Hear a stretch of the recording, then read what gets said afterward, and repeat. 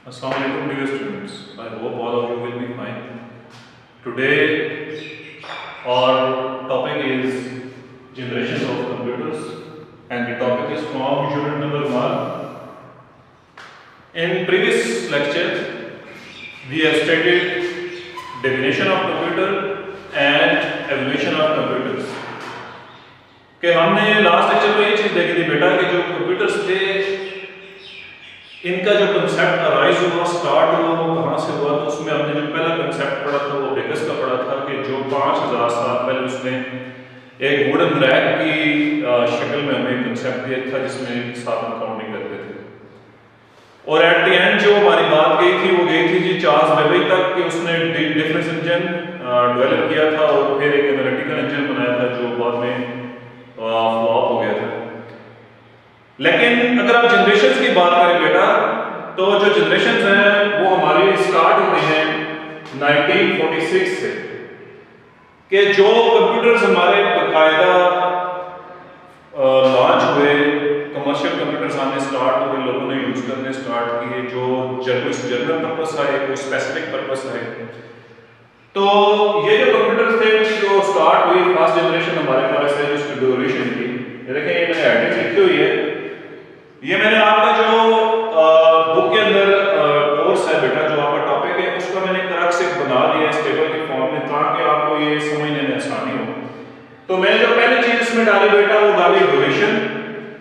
तो ड्यूरेशन कहते हैं टाइम लाइन कि हमारे पास जो जनरेशंस आई उनका टाइम लाइन कितना था, मतलब किस किस टाइम के अंदर वो फेमस जनरेशंस थी और इन कंप्यूटर्स को यूज किया जाता था।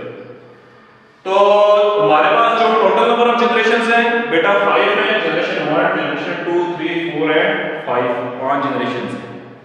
और जो हमारी फर्स्ट जनरेशन बेटा लॉन्च हुई थी उसकी डेट थी 1946 से लेके 1958 तक। समटाइम्स ऐसे होता है बेटा कि जो ड्यूरेशन होती है, जो डेट्स होती हैं याद करने मुश्किल होती है, तो उसका एक छोटा सा आपको मेथड भी बता देता हूँ। ये है कि अगर ये 1946 स्टार्ट डेट आप याद रखें बेटा, तो 1946 से 1958 तक अगर आप काउंट करें तो ये टोटल कितने ईयर्स बनते हैं बेटा? 12 ईयर्स। तो आप ये कह सकते हैं कि फर्स्ट जनरेशन जो हमारी इन प्रोग्रेस थी जिस पे वर्क हुआ तो वो 12 ईयर्स थे। तो आप जब 1946 से आगे 12 ईयर्स काउंट करोगे तो खुद ही 1958 पे आ जाओगे।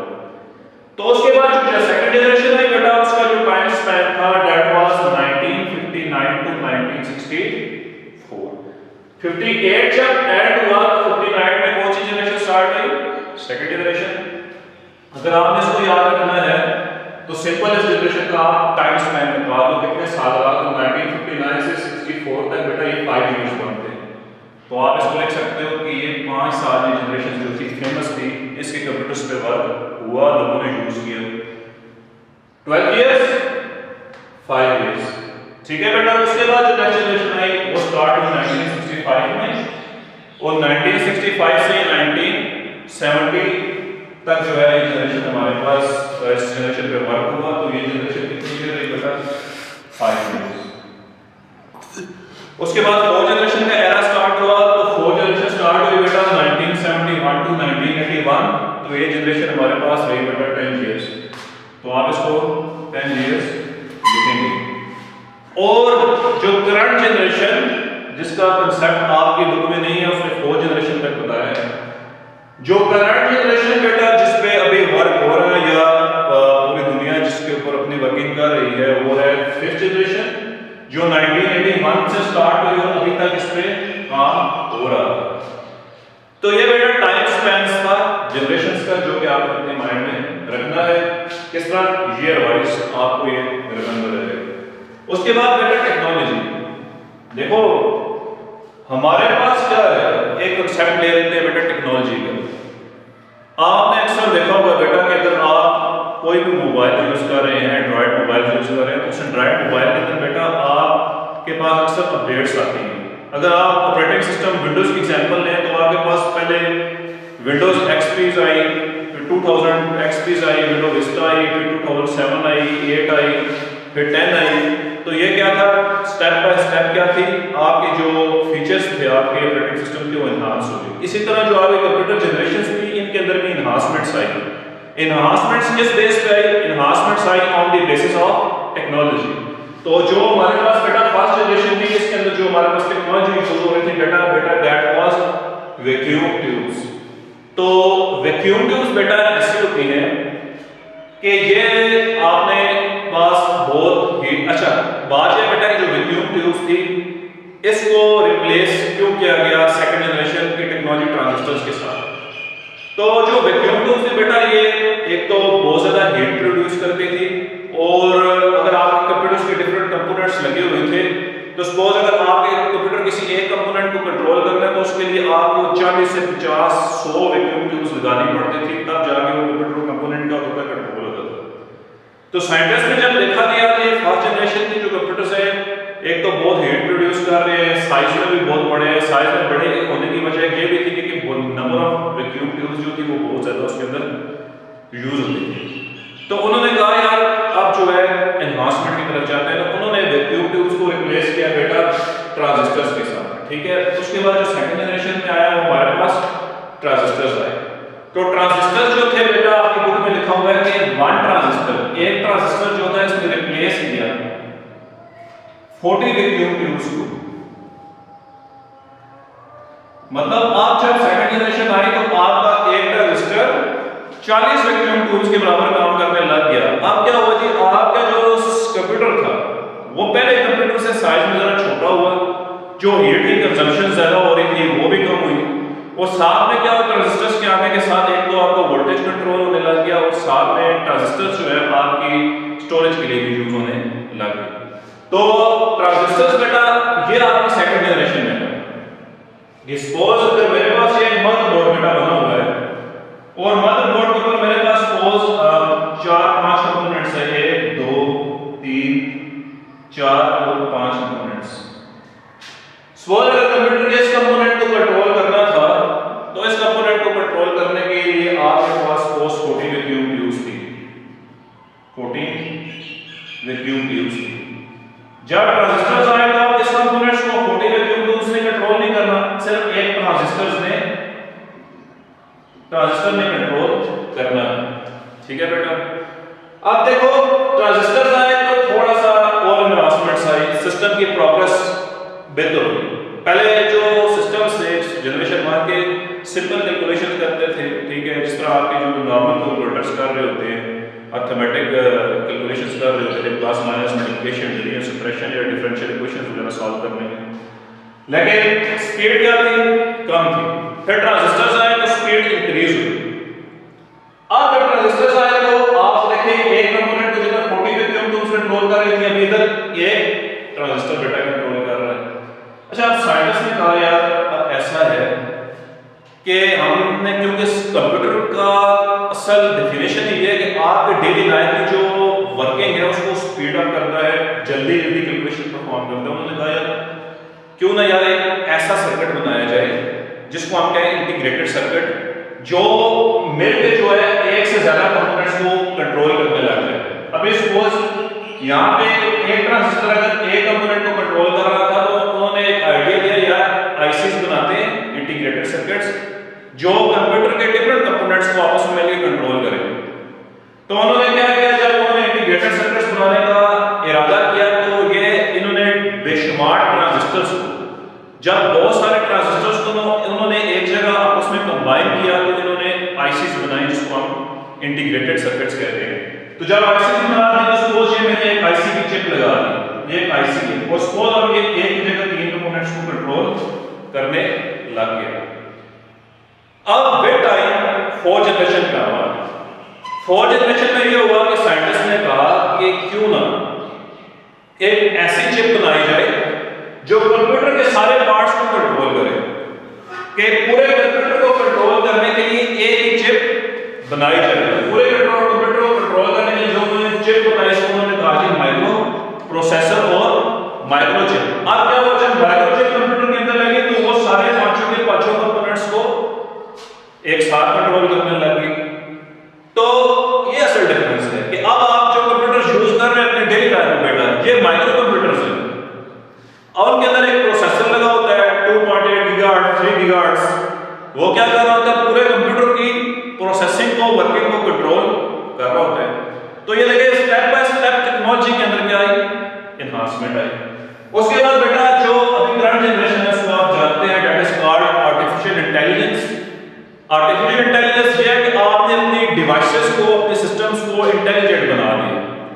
कि अब वो कोई भी काम, कोई भी फंक्शन खुद परफॉर्म कर सकते हैं। जिस तरह आप रोबोट्स की एग्जांपल लें, अब आपके रोबोट्स इतने इंटेलिजेंट हैं बेटा कि आप उन्हें कोई भी बात बोलो अपनी नेचुरल लैंग्वेज के अंदर, तो आपको वो काम करके देंगे।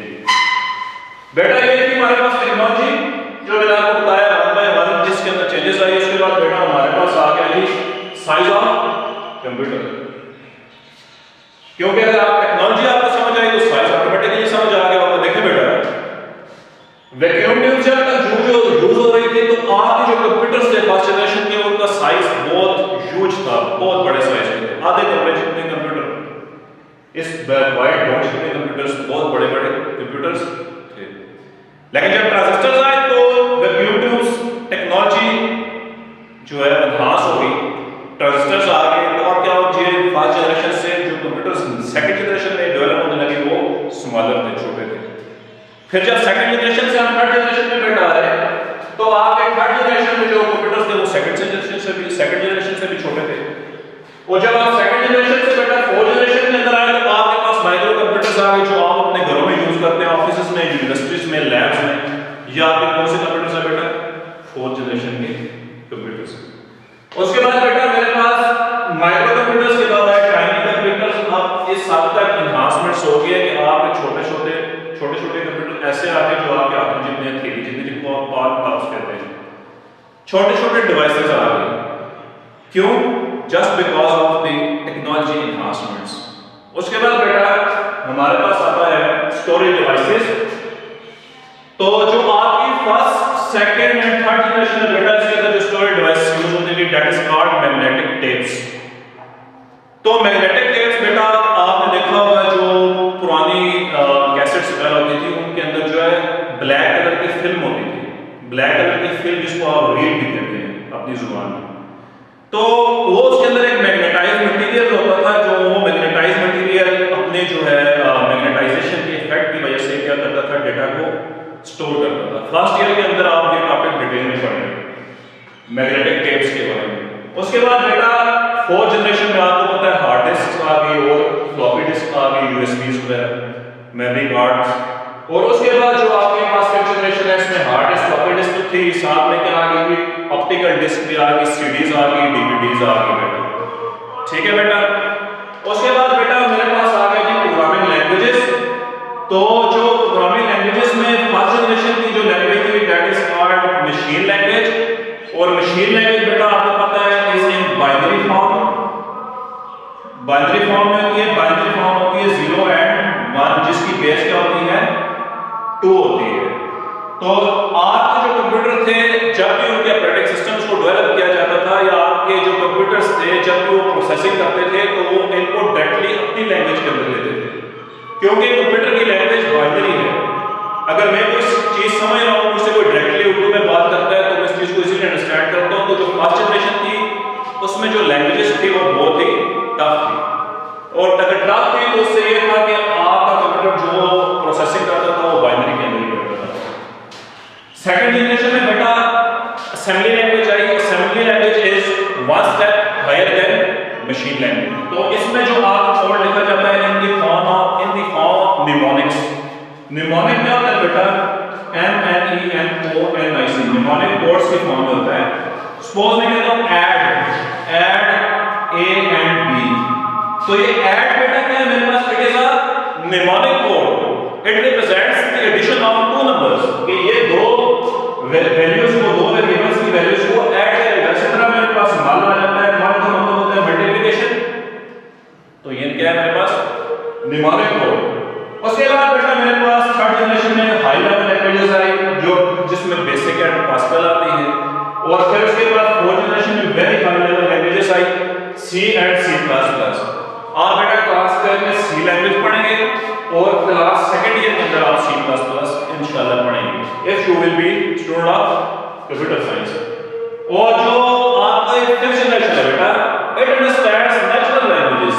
लोगों ने अपनी जुबान के अंदर कोडिंग स्टार्ट कर दी, अपनी लैंग्वेज डेवलप की, और इतनी इंटेलिजेंट लैंग्वेज डेवलप की कि इसलिए वो कोई भी कोड करने लग गए। एट लास्ट बेटा the most important famous computers. ये फेमस कंप्यूटर्स से मुराद बेटा ये है कि अपने टाइम में जो कंप्यूटर्स ज़्यादा इस्तेमाल हुए या यूज़ हुए या जिनको ज़्यादा प्रायोरिटी दी गई, उसमें क्या है, इलेक्ट्रॉनिक नंबर इंटीग्रेटेड कंप्यूटर्स हैं, उसके बाद यूनिक है, और फिर IBM 1400 series international business machine IBM stand होता है, और IBM 1600, IBM 360, 370, IBM 303 grey 1 Pentium series and laptop, पान लैपटॉप्स एंड पान का कंप्यूटर, ये अपनी जनरेशंस के सबसे इंपॉर्टेंट और फेमस कंप्यूटर्स थे।